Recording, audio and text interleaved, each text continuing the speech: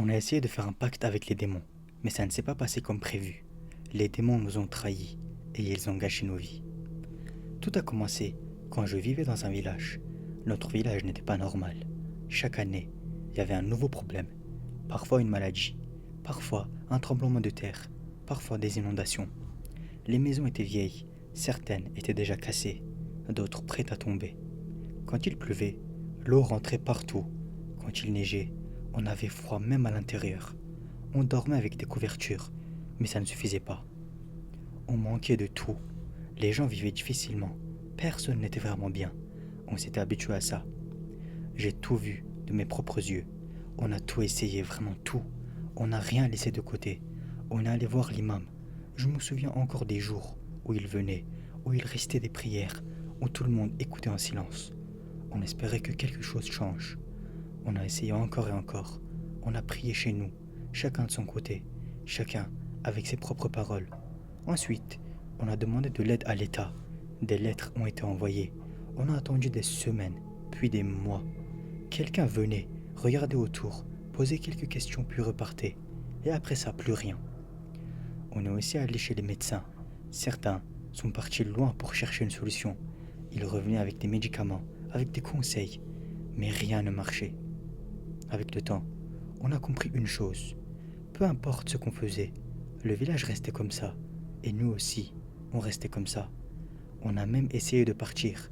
Moi aussi, j'ai voulu quitter ce village. Je me suis dit que c'était la seule solution. Certains sont partis avant moi. Ils ont essayé d'aller dans d'autres villages, mais personne ne voulait d'eux. Les gens refusaient de les accueillir. Ils disaient non sans réfléchir. Ils fermaient leurs portes. Certains faisaient semblant de ne pas entendre. D'autres disaient clairement qu'on n'était pas les bienvenus. Avec le temps, les choses ont commencé à empirer. Ces derniers temps, le village est devenu encore plus étrange. Je ne sais même pas quand ça a vraiment commencé. Les bébés ne naissent plus normalement. J'ai vu des familles pleurer sans arrêt. J'ai entendu des cris la nuit. Certains bébés naissaient avec 4 bras, d'autres avec 2 têtes. Ils naissaient malades. Personne ne comprenait. Les médecins ne disaient rien de clair. Les parents restaient seuls avec ça. Avec le temps, les gens ont commencé à parler autrement. Ils ne cherchaient plus seulement des explications normales. Dans le village, beaucoup disaient la même chose. Ils disaient que c'était l'œuvre des démons, que c'était à cause des djinns. Certains en étaient sûrs. Ils parlaient comme si c'était évident. Les anciens racontaient des choses étranges. Ils disaient que le village n'était pas sain depuis longtemps. Avec le temps, les gens ont changé. La peur s'est transformée en colère. Dans le village, certains ont commencé à errer ouvertement. Ils parlaient des djinns et des démons avec rage. Ils les accusaient. Ils disaient que tout était à cause d'eux. On entendait des cris dans les maisons, des insultes. Certains ont même commencé à se plaindre contre Allah. Ils disaient pourquoi nous. Ils répétaient cette question encore et encore. Ils ne comprenaient pas et ils n'acceptaient plus. La colère grandissait, chaque jour un peu plus. Une nuit, quelque chose s'est passé. Je me suis réveillé en plein milieu de la nuit. J'avais besoin d'aller aux toilettes. Chez nous, il n'y avait pas de toilette à l'intérieur. Il fallait sortir, marcher jusqu'au champ, jusqu'à une petite cabane. C'était normal pour nous. Je suis sorti de la maison, il faisait très sombre. Je marchais vers le champ comme d'habitude. Puis, j'ai vu quelque chose. Au début, je n'ai pas compris. Mais il y avait des gens au sol. Je me suis approché doucement. Et là, j'ai reconnu. C'était ma mère et mon père. Ils étaient allongés dans le champ, immobiles. Je les ai appelés encore et encore, mais ils ne répondaient pas. J'ai compris qu'ils étaient plus en vie. J'ai reculé. J'ai couru jusqu'à la maison la plus proche. J'ai frappé à la porte très fort. Quelqu'un a ouvert. Je n'arrivais même pas à parler correctement. J'ai juste dit que ma famille était dehors allongée. Ils sont sortis avec moi. D'autres voisins sont venus. On est allé au champ. Ils ont regardé et ils ont compris tout de suite. Quelqu'un m'a fait asseoir. On m'a éloigné un peu. Après ça, tout est allé vite. On a appelé les autorités. On a attendu. Ils sont venus au matin. Ils ont regardé. Ils ont posé des questions. Puis le village s'est occupé du reste. On a préparé les funérailles. Les hommes se sont organisés. Les femmes sont restées entre elles. Tout le monde était silencieux. On a enterré ma famille le jour même. J'ai juste pleuré pendant des semaines, sans rien faire. On savait même pas pourquoi ils sont devenus comme ça. Mais un jour, j'étais seul chez moi. Je pensais encore à tout ça. Je n'arrêtais pas d'y penser. Puis, une idée m'est venue. Je me suis dit que ce n'était pas normal, que tout ça ne pouvait pas être un hasard. Dans ma tête, c'était clair. Ça avait un lien avec les djinns, avec les démons. Alors, je suis allé voir ma grand-mère. On disait d'elle qu'elle connaissait des choses, qu'elle avait déjà fait des choses que les autres ne comprenaient pas. Je lui ai tout raconté, ce que je pensais, ce que je ressentais. Elle m'a écouté sans m'interrompre. Puis elle a dit que c'était possible, que ça pouvait venir d'eux. Mais elle n'a pas parlé de les combattre. Elle a dit autre chose. Elle a dit qu'on pouvait accepter, qu'on pouvait arrêter de lutter comme ça. Elle a dit qu'on pouvait leur demander de l'aide. Je ne savais pas quoi dire, mais j'ai accepté. Cette nuit-là, on est resté dans la maison. Ma grand-mère a commencé à faire quelque chose, des gestes que je ne comprenais pas. Elle parlait doucement au début, puis plus fort. Elle s'est arrêtée tout d'un coup. Et à ce moment-là, j'ai senti que quelque chose avait changé. L'air n'était plus le même. J'ai regardé autour de moi. Il y avait des silhouettes dans la maison. Elles ne bougeaient pas comme nous. J'entendais des sons. Je ne comprenais pas ce que c'était. Ma grand-mère, elle ne parlait plus. Elle restait assise. On aurait dit qu'elle faisait quelque chose sans parler, comme si elle communiquait autrement. Puis d'un coup, ma grand-mère a levé légèrement la tête. Elle a fait un signe et elle a dit clairement « J'accepte ». Et à cet instant, un cri énorme a rempli la pièce, un son insupportable. Toutes les silhouettes ont crié en même temps. Puis en quelques secondes, elles ont disparu. Je me suis précipité vers ma grand-mère.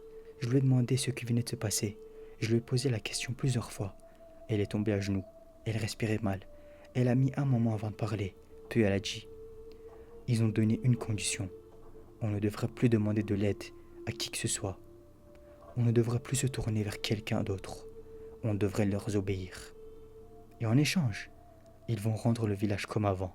Ils vont arrêter les maladies. » Et à partir de ce jour, tout a changé.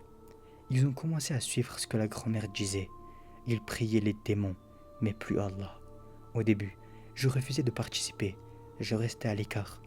Mais petit à petit, on m'a mis la pression. On m'a dit que c'était la seule solution, que sinon rien ne changerait. J'ai fini par céder aussi. Je ne pensais pas que j'en arriverais là, mais je suivais. Le village entier suivait. Les gens ne parlaient plus de la même façon. Ils disaient qu'ils avaient accepté. Mais moi, à l'intérieur, je ne me sentais pas bien. Je savais que quelque chose n'allait pas. Je regardais le ciel parfois. Je me demandais ce qu'on était en train de faire. Mais des mois sont passés. Rien n'est redevenu pareil. Les mois ont passé, mais rien ne s'est amélioré. Au contraire, le village est devenu pire qu'avant. Les tremblements de terre sont revenus, plus forts cette fois. Les inondations aussi. L'eau détruisait encore plus de maisons. Les maladies ont augmenté. Même les enfants étaient touchés. Rien ne s'arrêtait. On attendait un changement, mais il n'est jamais venu. Les promesses n'ont pas été tenues. Les gens ont commencé à comprendre, mais c'était trop tard. Le village ressemblait à des ruines, presque plus de vie normale. Les maisons tombaient peu à peu. Et puis quelque chose d'encore pire a commencé. Chaque matin, on comptait les morts. Au moins une personne. Toujours au réveil. Le village est devenu silencieux la nuit. Tout le monde avait peur de dormir. Tout le monde avait peur de sortir. On a d'abord pensé à un tueur. La police a été appelée. Ils ont enquêté. Ils ont interrogé les habitants. Ils ont fouillé les maisons. Mais ils n'ont rien trouvé. Aucune trace. Aucune explication. Rien ne montrait une présence humaine derrière ça. Les jours passaient et les morts continuaient. Toujours le matin. Toujours sans raison. Les autorités ont fini par ne plus comprendre non plus. Ils venaient puis repartaient. Chaque nuit, les cauchemars devenaient de plus en plus bizarres. Par exemple, une nuit, je me suis réveillé avec une sensation étrange. Dans mon rêve, je n'avais plus mes deux bras. J'ai ouvert les yeux, mais je n'ai pas bougé pendant longtemps. Je fixais juste le plafond. Une autre nuit est arrivée. Cette fois dans mon cauchemar, tout était noir autour de moi. Des silhouettes étaient là. Elles couraient et elles criaient dans tous les sens. Elles venaient vers moi. Et quand je me suis réveillé, les sons étaient encore dans ma tête. Les nuits ont continué comme ça. À chaque fois, c'était différent. Mais la sensation était toujours la même. Les gens ont commencé à changer. Ils ne dormaient presque plus. Ils parlaient seuls. Ils répondaient à des choses que personne ne voyait. Petit à petit, tout le monde a perdu le contrôle. Certains criaient dans les rues. D'autres riaient sans raison. D'autres restaient immobiles pendant des heures. On dirait qu'ils étaient devenus fous. Mais ce n'était pas juste de la folie normale. Ils parlaient toujours de la même chose, des djinns. Puis un jour, ils ont commencé à leur parler directement, à les accuser, à leur demander des explications, comme s'ils étaient juste devant eux. Ma grand-mère, elle a refait ce qu'elle avait fait déjà avant. Elle les a appelés encore une fois. Et cette fois, les autres du village sont venus aussi. Tout le monde était là, devant la maison de ma grand-mère, face à quelque chose qu'on ne voyait pas clairement. Ils posaient des questions, ils criaient, ils demandaient pourquoi. Pourquoi tout ça? Pourquoi le village? Pourquoi eux? Et puis, les djinns ont commencé à se moquer de nous, à nous insulter. Leur voix était juste horrible. Puis, ils nous ont insultés. Personne ne comprenait ce qui se passait. Certains se sont mis à trembler. Et puis, j'ai entendu une voix dans ma tête. J'ai compris que c'était le djinn qui me parlait de l'intérieur. Elle a dit que tout ça n'était qu'une illusion, que l'accord n'avait jamais été réel, que personne n'avait été protégé, que c'était juste un jeu pour eux, une tromperie depuis le début. Tout le monde entendait la même chose dans sa tête. Les gens sont restés figés. Certains ont essayé de parler, mais rien ne sortait. Ma grand-mère a baissé la tête. Elle n'a pas répondu. La voix a continué. Elle a dit qu'ils avaient cru choisir quelque chose, mais qu'en réalité, ils avaient déjà perdu dès le début. Et à ce moment précis, tout s'est arrêté. Ma grand-mère a changé brusquement. Elle est tombée au sol. Son corps ne bougeait plus. Elle ne respirait plus. On était tous paralysés par la peur. Les gens ont cru pendant un instant que tout était fini.